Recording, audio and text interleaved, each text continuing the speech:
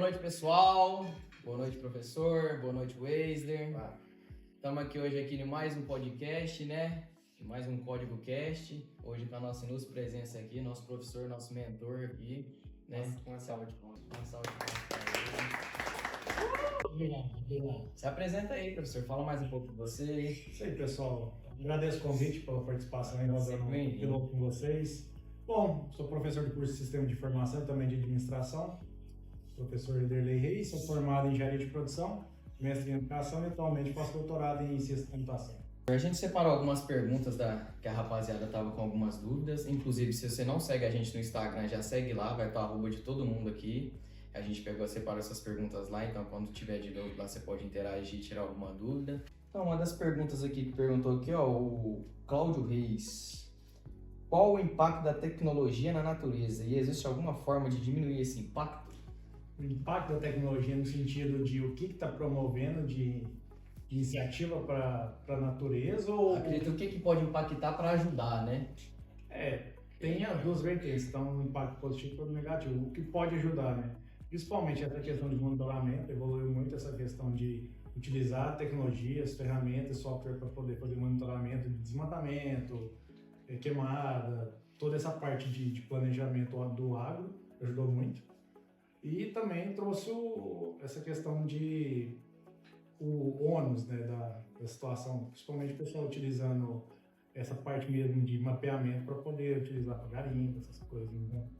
Tem o pró e o contra, né? Mas a tecnologia tem ajudado bastante nessa questão de conseguir dar mais visão para essa população que atua diretamente com a parte de preservação da natureza, preservação do meio ambiente. Então tem sido importante sim. Tem aquela, você até falou das nossas aulas, né? Que tem aquela que desenvolveram lá, uma empresa desenvolveu um aplicativo para saber o tempo certo de plantar, não tem? Tem. Das sementes. Isso. Essas empresas do agro, principalmente essas empresas maiores, têm investido muito nessa questão de tecnologias para melhoramento de semente e também aproveitar o máximo possível o solo. Também tem essa questão de reaproveitamento do solo, como um tipo de cultura, depois substituir por uma outra cultura. Então, esse nível de tecnologia que o pessoal já consegue aplicar no desenvolvimento das sementes tem ajudado muito nessa questão de gastar menos tempo em algumas culturas, né, algumas colheitas, e ao mesmo tempo aumentar a produtividade daquela colheita, né? Então, é uma área que tem se desenvolvido bastante, essa questão do uso de tecnologia na parte do agro. Que geralmente, quando a gente fala de tecnologia, muitas vezes é associado tipo desmatamento, desses trem, mas tem toda essa outra vertente também, que ajuda justamente ao contrário, vai fazer um... Deve ter a parte ecológica, né? A maioria das empresas tem uma atuação muito forte no que eles chamam de ESG, né, que é a parte de sustentabilidade e governança voltada para o meio ambiente. Então, a maioria investe muito pesado nisso, então até a mesmo tecnologia tem ajudado as bastante. baterias, né? Igual antigamente, eu lembro que era níquel, parece, as baterias antigamente. Ainda se usa bastante, né? Então, nesse nível ali, acho que não está tão correlacionado com tecnologia, mas a questão do modo de produção. Mas a capacidade de adaptação, principalmente do velocidade com que eles conseguem produzir agora com tecnologia é muito maior do que era antigamente. Professor, a gente recebeu muita pergunta relacionada a IA, né? E o Maicon aqui perguntou como a inteligência artificial e a automação estão impactando os sistemas de informação da gente. Sistema de informação. Essa pergunta é genérica, mas é interessante. O que acontece? Muitos dos processos que a gente tem hoje nas empresas, no mercado de trabalho que a gente fala, a IA tem conseguido, não é como uma substituição, mas ela tem otimizado muito o processo do dia a dia. Então, antigamente, onde que se tinha 8 pessoas trabalhando em determinado processo, talvez consiga reduzir pela metade. O serviço já não é tão operacional, o serviço já é um pouco mais criativo. Então, a IA tem atuado principalmente em indústria, nesses tipos de empresa, moldando um pouco a forma de trabalhar. Então, aquele processo que é muito operacional, que dava para ser automatizado, ou colocado um robô para executar tal tarefa repetitiva, já foi implantado e isso causou essa mudança no ambiente, né? Então, acaba que quem conseguiu se adaptar, mudando um pouco a função que fazia, né?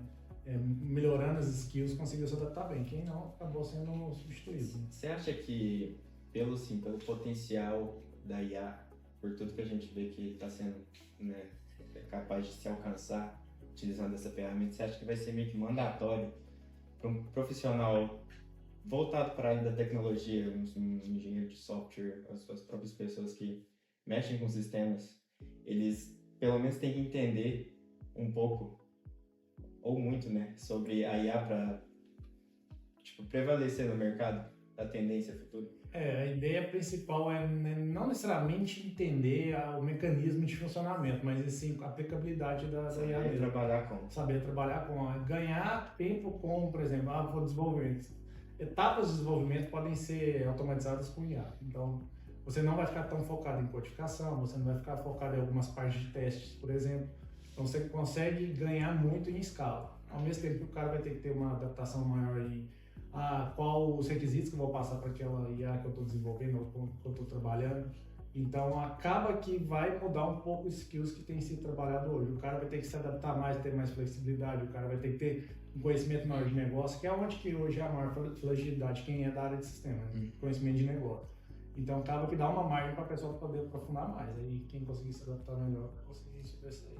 E com tudo que a gente já tem hoje, que é geração de imagem, até clonar voz de pessoa, como no caso das dublagens que já está acontecendo, você acha que daqui a uns 10 anos, chutando assim alto, você acha que como que vai estar já avançada aí? Você já tem algum pensamento assim? É um pouco complicado porque cada país está num nível diferente de desenvolvimento, né? Por exemplo, a China hoje o país está sobressaindo, está totalmente à frente dos demais. A China é o que tem mais desenvolvimento hoje sobressai. Sim, em tecnologia, principalmente voltada para a IA, a China. Até mais que os Estados Unidos. E o Brasil está engatinhando, então é muito difícil comparar, porque o que a gente está vendo de evolução no mundo não é uma realidade ainda no Brasil como um todo. Então, assim, a gente vai ver muita profissão se adaptando. Não acho que vai ter, a profissão vai deixar de existir.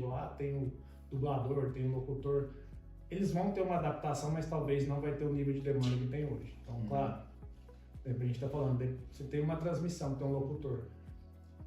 As que ainda tem a questão vinculada à imagem, nome que vincula a um profissional, ainda vai continuar existindo. Mas aquelas que a gente fala mais chão de fábrica, né, que a gente brinca, o pessoal ainda vai começar a automatizar isso, né? Que é onde que teria um investimento alto, eles não vão investir tanto no profissional, eles vão automatizar esse processo e investir em outras frentes.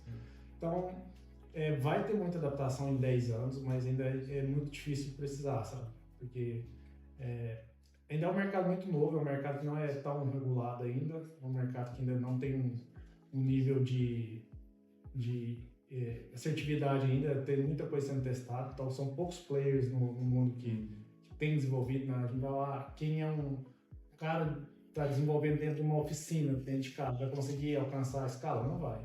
Se não tiver vinculado a uma empresa como a NVIDIA, OpenAI, o próprio Google, você não vai conseguir criar escala, então dificilmente a gente vai ver alguma mudança saindo se não for desses players hoje.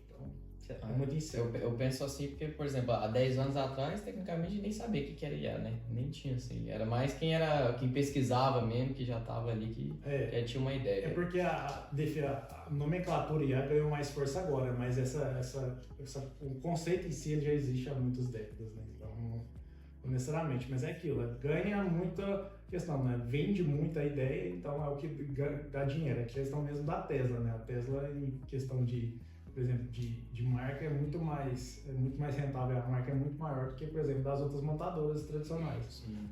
Mas é mais pela ideia em si do que pelo valor agregado ao produto. Então é um pouco da característica da IA também.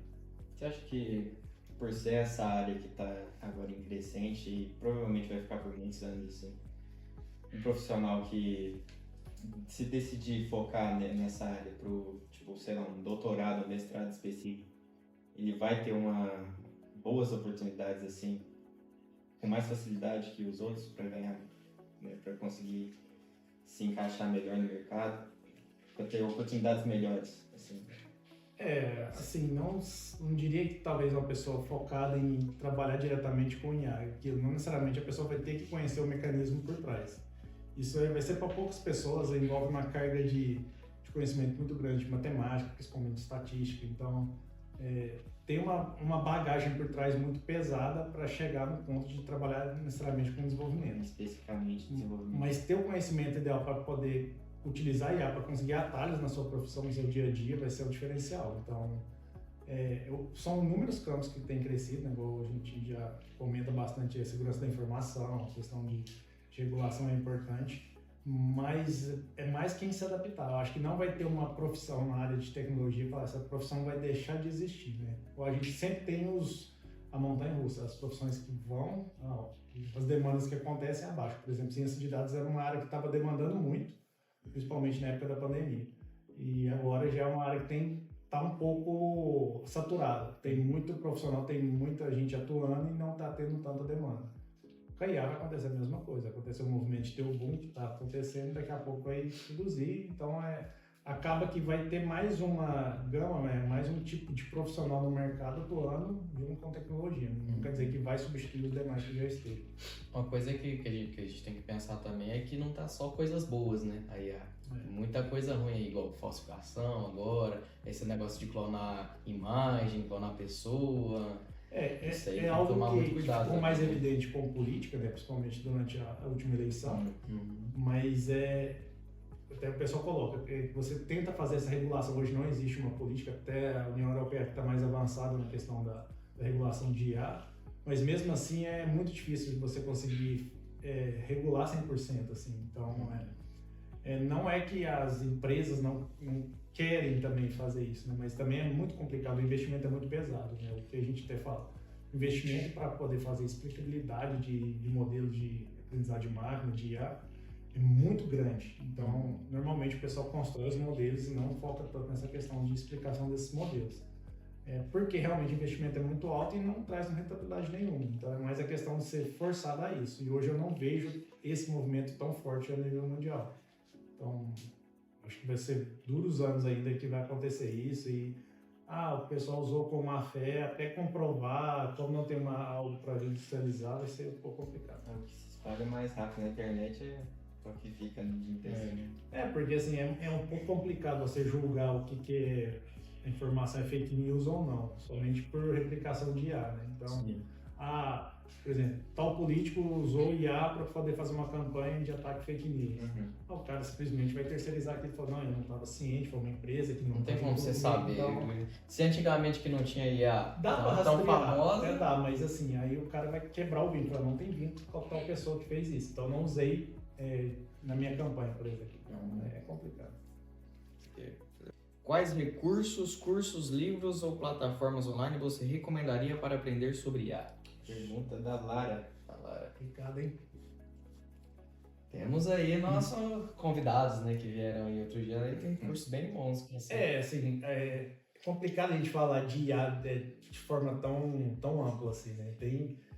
Dentro da IA a gente tem vertentes, tem um pessoal que estuda muito Deep Learning, né, aprendizagem profunda, tem um pessoal que estuda mais a parte de regressão linear, por exemplo, a parte de explicabilidade. A gente tem, inteligência artificial, a gente tem inúmeras sub-áreas, né? Então é complicado. As mais usadas hoje em dia, qual que você acha que seria? O pessoal estuda muito redes neurais, né, que é o que está em voga, principalmente aplicada ali à área da saúde, área financeira, né, para avaliação, por exemplo, de detecção de fraudes, essas questões assim.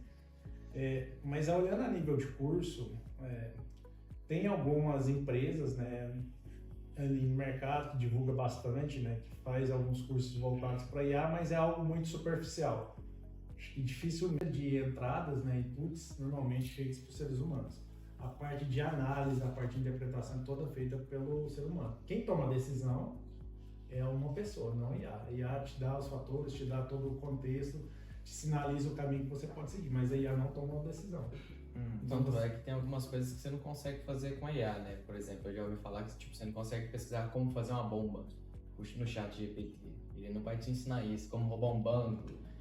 É mais a questão mesmo da ética por trás, não necessariamente que ela não vai ensinar, mas assim... Tem um bloqueio ali. Ela fala assim, por exemplo, ela conseguiria te ensinar, mas ela não vai falar, use essa bomba em tal local. Ela não vai fazer isso porque é uma decisão, ela nunca vai tomar uma decisão. Hoje, ela não tem essa autonomia de ter esse poder de tomar uma decisão em qualquer aplicação.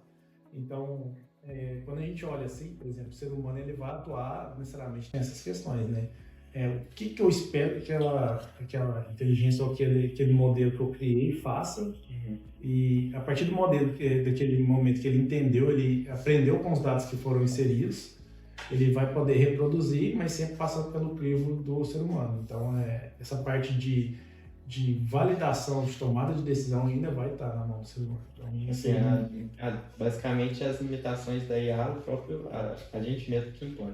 Porque por exemplo, o pessoal fala, hoje um quadro, uma IA consegue pintar qualquer tipo de quadro, com base no histórico que ela recebeu de inputs lá. Então, ela vai sempre criar, por exemplo, quadros com aquela característica, com características específicas, não algo totalmente novo, que ela não consegue pensar por ela mesma. Ela não tem esse poder, tipo, ela não tem, porque ela depende realmente de entradas de dados. Se não tiver dados, ela não executa nada. E você acha que algum dia vai chegar em um nível que tipo, a IA vai conseguir pensar por si mesmo? Porque aí é questão do fisiológico, né, do cérebro humano. Acho que tem o cara que criou, né, esqueci o nome dele agora, não vou lembrar, que ele fala que tem aquela lei lá, não ferir os humanos, não é? Não tem uma coisa assim?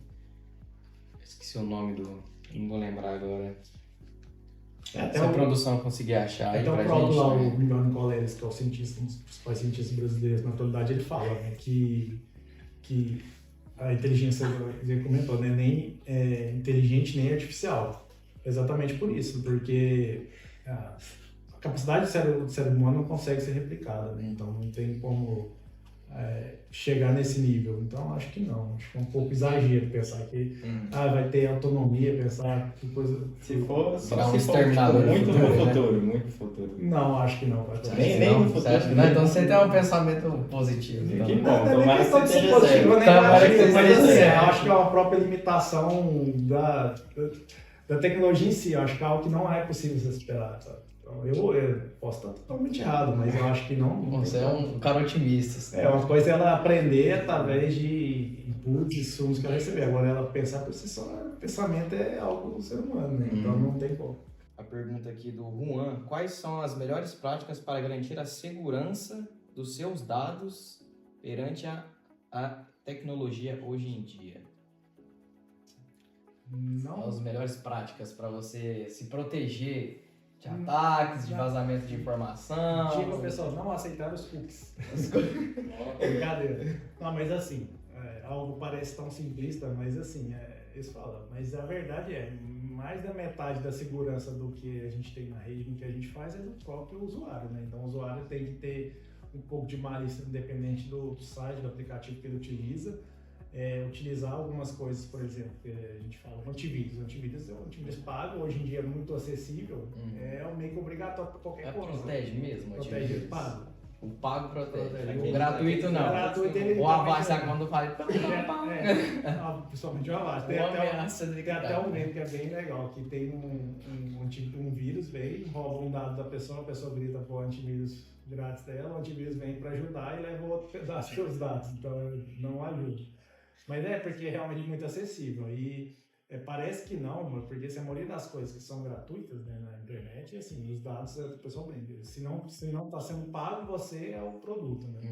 Porque você fornece todo tipo de dados, PF, e-mail, tem uns que pedem acesso à foto do seu celular, várias informações. E normalmente depende do aplicativo do site, você fornece. Você entra no aplicativo e já aparece lá, permitir um tanto de trem. E a maioria tem má fé de não dar a opção de você não aceitar, que é meio que obrigatório, mas alguns sites ocultam esse botão lá, então você tem que prosseguir. No momento que você vai clicar em prosseguir, você já está dando todos os acessos que ele tem na política dele, que ele não deixa visível. Então vai muito assim da expectativa do usuário, mas realmente alguns aplicativos eles podem ser mais maliciosos, alguns sites, então antivírus é ideal. Senhas, apesar de parecer simples, né, mas o quanto mais complexo a senha melhor, né, utilizar caractere especial, numeração, letra, o site permite, hoje praticamente quase todo site permite. Tentar fazer o mais difícil possível para poder ter vazamento. E você acha que as pessoas conseguem ver a gente, escutar, porque tem um negócio aquele negócio assim, eu tô querendo comprar uma geladeira. Aí quando você abre o Instagram, tá lá, só anúncio de geladeira. Porque, por exemplo, quando você fala, eu fiz alguma coisa, em algum momento você fez a pesquisa ou pelo próprio navegador, ou utilizando pesquisa mesmo digitada, ou pelo áudio, né? Mas não, é impossível. Por exemplo, o próprio site, o próprio aplicativo lá, o próprio celular da Apple, né, o iPhone, ele tem esse bloqueio no celular. Então, o cara, por exemplo, tem um aplicativo lá na loja. O aplicativo só faz exatamente o que o aplicativo tá propondo, ele não acessa a câmera, não acessa outros aplicativos do celular. Não sei que você baixa um aplicativo, o cara vai usar aquele aplicativo para mexer no seu celular, né? Mas o celular em si ele não tem essa autonomia, não faz isso. Não foi projetado para fazer isso, nem captar seu áudio, nem Imagem, né? mas até o próprio dono do Facebook lá, Eu faço isso o também, Zuckerberg quando tampa confio a câmera, né? Eu tampo a câmera, no microfone não, porque também é exagero, mas a câmera, mas assim, mas é por causa de receio. Mas assim, que não.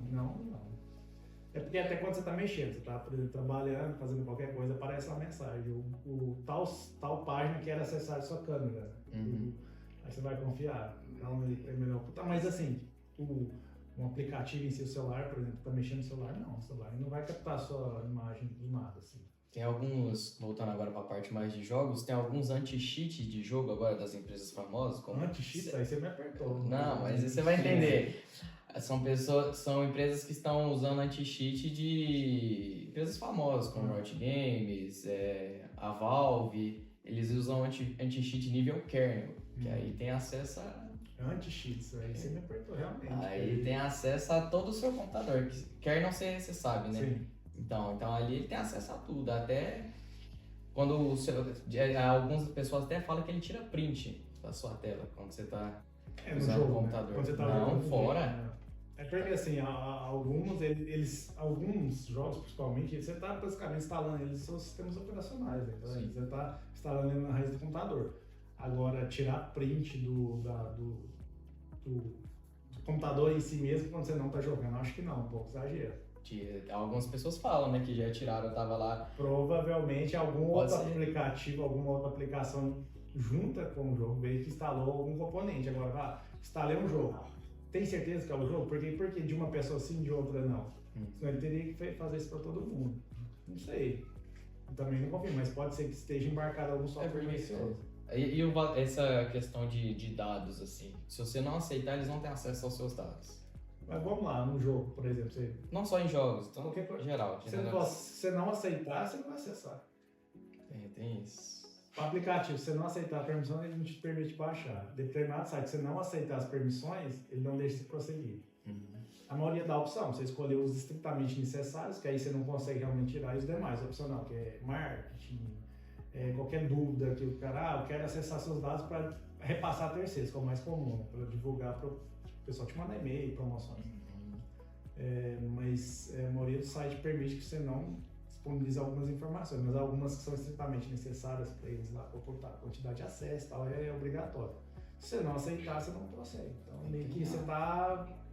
Quero muito aquilo, então estou disposto a dar a informação, senão... E essas empresas grandes, assim, você acha que tem a venda de dados para outras empresas? Se tem...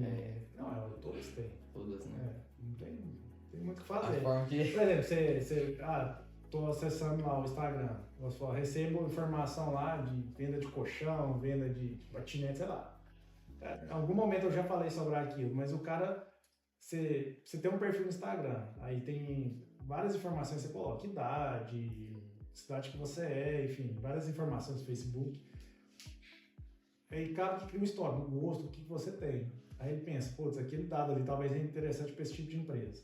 E é um tipo de empresa que está dentro da relação que ele faz a venda, ele vende seus dados. Que nem você falou, o seu aplicativo é gratuito, né?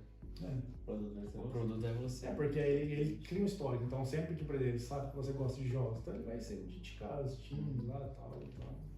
Professor, assim, mas essa venda de dados, assim, e vazamento de dados pode ocorrer, né? Igual você falou, entrando em sites, você aceitando esses cookies, né? Que tem muita coisa escondida lá. Mas em questão de vírus mesmo, é mais quando você faz a instalação de algum aplicativo pirateado. Site também. Site também pode pegar vírus? Hoje eu fui acessar um site lá normal, aí ele já mandou mensagem no meu Kaspersky. Kaspersky. Já piscou lá, aí falou assim, tem um objeto malicioso nesse site. Aí eu poderia prosseguir ou não, é opção minha. Ele me sinalizou, ele não bloqueou nem nada. Ele falou, tem um objeto malicioso, depende do objeto, ele, no caso da configuração, ele já bloqueia, eu não consigo seguir. Tem uns que me dá a opção, você quer seguir sem? Aí tem alguns que é mais questão de página, a página não tem o certificado, aí você pode seguir. Não é que tem algum risco, mas não tem certificado e normalmente o antivírus entende como uma fragilidade. Então, aí normalmente direciona, mas qualquer coisa que você consegue ser pego, site, qualquer coisa. Então, não estranhar, baixar alguma coisa, não. Se baixa, com certeza, né? Baixar, acontece. Aí tá pedindo, né? Mas aí é importante, o antivírus a maioria consegue pegar. Pá. E você acha que tá na faixa etária boa, assim, os antivírus pagos? Cara, tá, individual, tem muito plano familiar, que você paga recorrência anual, é bem acessível, mais acessível que o Office, por exemplo. É o Office. E o Office é acessível também, não a recorrência. Posso falar aqui, velho. Não, sim. Você tem como comprar de maneira diferente o Office. Sim. Acaba. Não, pago. O Office paga, você paga normal, mas você paga uma licença anual, você não paga a recorrência. Pergunta da Marcela. Você é da área de... Você não codifica, mas você da área você sai bastante. Assim, quais são as principais linguagens você acha que hoje em dia o mundo corporativo exige de você? Depende. Não tem resposta para isso, certo? Depende do nicho que Depende você da empresa, depende do que for fazer. Se quer trabalhar com front, com back-end, com DevOps, quer trabalhar com a parte de dados. Tem empresa que usa framework há muito tempo e tem empresa que já está trabalhando com PHP há muito tempo. Então, putz, é melhor ou não? Para aquela empresa pelo produto que ela já construiu. Então, é o que o pessoal sempre fala, né? Olhar o tipo de empresa que a pessoa gostaria de trabalhar, a cultura da empresa, né? O que faz sentido e o que de tecnologia eles utilizam, né? O que de frameworks eles utilizam, estudar aquilo. Tem umas que tem mais vantagem ou não, é difícil falar isso, né? Tem umas que pagam mais pela complexidade e pela falta de mão de obra, só que também são tecnologias mais legadas, assim, que é mais difícil ter um aprendizado, então não tem o certo ou errado ali. Realmente a pessoa tem que testar desde o início. E não tem uma que você fala assim, essa é indispensável para o programador. Que é meio que básico pro programador. Essa daqui tem, todo programador tem que saber. Aprender, sabe? Assim, o pessoal não gosta, o pessoal não gosta de falar, mas é aquilo que aprende na faculdade. O pessoal tem que aprender C e C++, né? C++. Mas essa que é a linguagem de máquina, é diferente, né? Não é programação propriamente dita, assim, que você vai colocar no mercado. Algumas coisas sim. Mas, por exemplo, quando você está trabalhando com front-end, todo mundo começa aprendendo JavaScript, utiliza CSS, HTML. Mas é o front, assim, nem todo mundo tem que começar, porque é mais fácil, o mercado dá mais oportunidade, mas tem gente que já não se adapta muito bem, já quer começar no back, tá tudo bem, sabe? Utiliza algumas coisas de algumas, sim. Então não tem uma resposta precisa para dar, não, é aquilo, a pessoa tem que tentar. Aquilo lá, toma dificuldade, se está na faculdade, ela vai ter oportunidade de vivenciar algumas. Se não, fazer curso no Udemy, na Udemy, na Agile, aprendendo. É até bom, que nem você já falou pra gente na aula diversas vezes, é até bom você não se apegar a uma nenhuma, só, porque você sempre precisa ali estar se porque adaptando. você sempre vai usar várias, né? Nunca você vai usar, nossa, esse aqui é melhor, eu vou sempre usar. Para certa coisa, uma vai ser melhor. Até para uma mesma coisa, assim, ela consegue ser boa até certo ponto, você vai ter que usar uma integração com outra. Então, normalmente a pessoa tem que saber trabalhar com várias. Sabendo o fundamento, que é o principal, aí ela consegue... Fundamentos é o mesmo para todas, ou não? Não, assim, quando eu falo fundamentos, é assim, para determinado processo, vou fazer programação orientada para objetos. São vários frameworks que trabalham com programação orientada a objetos. Tem aquela mesma dinâmica que busca enxergar, resolver os mesmos problemas. Certo. Mas não necessariamente que trabalha da mesma forma. Mas você conhecendo a lógica por trás da programação orientada a objetos, você talvez consiga trabalhar com Java, consiga trabalhar tranquilamente com outras. Então, é mais nesse sentido. Não quer dizer que você vai aprender uma coisa e se aplicar a tudo, mas dentro daquele universo, vou trabalhar com segurança da informação. Então, tem alguns frameworks que você vai trabalhar que tem as diferenças entre si, mas é o fundamental que você precisa saber. Já te facilita 80% do caminho até você aprender. Então, o que a gente fala é a base, né? Então, então, a partir do momento que você saber a base, você consegue aplicar depois. Isso é meio que assim, um meme interno das pessoas que trabalham com desenvolvimento, a área da tecnologia. Que Java, ninguém gosta de trabalhar com Java. Por que isso? Por que ninguém gosta de Java? Não, é porque Java, ele... É meio difícil, assim? É difícil o aprendizado, ele é uma linguagem mais complexa, né? Mas é uma linguagem que se aplica muito, principalmente a parte de back-end para banco. O banco utiliza bastante Java. A maioria dos bancos trabalham com Java. Porque, principalmente, essa questão da arquitetura é muito Para mim era o Python, que era a linguagem de segurança. Não, assim, mas é o Java, então. Para banco, sim. E é porque assim, ela é muito robusta, então assim, não faz nem sentido entrar com muita profundidade, mas o pessoal brinca porque assim, tem os caras que defendem Java, os javeiros, tá? Os caras Mas é mais porque tem um nicho específico que aceita muito esse framework. Não necessariamente, vou usar isso para tudo. Não, você vai usar, trabalhar num nicho bem específico. É mais voltado então para trabalha bastante com back-end, então não tem sentido, mas não necessariamente vai se limitar a isso. Aqui, ó, igual eu falei, tem gente que faz PHP o front e o back no PHP. Faz muito bem, mas é o melhor dos mundos? Não é. Talvez da área que você quer entrar ali. É aquilo também.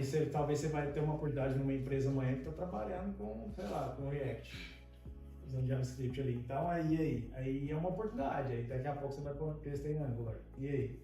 Então talvez o mercado e onde que você vai se encaixando vai se moldando, né? Não necessariamente, eu escolhi uma coisa ruim, eu quero só seguir isso. Se você já colocar isso bem no início, talvez você vai se limitar bastante, né? Tipo, não, eu quero só aprender, eu quero só trabalhar em empresa aí. Você vai ter oportunidade? Eu quero trabalhar só em empresa que está trabalhando com tal tecnologia, tal framework. Mas eu quero trabalhar remoto. Cara, um júnior trabalhar remoto, uma empresa assim, não vai contratar. Na sua cidade, você quer trabalhar, ter oportunidade presencial? As empresas que tem trabalham com o quê? Por exemplo, então tem tal empresa que desenvolve tal sistema e eles trabalham bastante com, sei lá, com Java. Mas é interessante para você ter uma abertura, para você iniciar no mercado. Aí é um pouco do que a pessoa quer fazer de carreira mesmo. Alguém da produção quer fazer alguma pergunta? Convidado? Não? Certinho? Então é isso aí. A gente agradecer a sua participação assim. Muito obrigado à Uniessa que cedeu o lugar aqui pra gente estar gravando aqui. O nosso patrocinador aqui. Até na tela, não esquece de seguir a gente nas redes sociais. Fique ligado nos todos os episódios aí. Manda pra todo mundo aí. Os cortes, no canal de cortes vai estar aí na descrição também.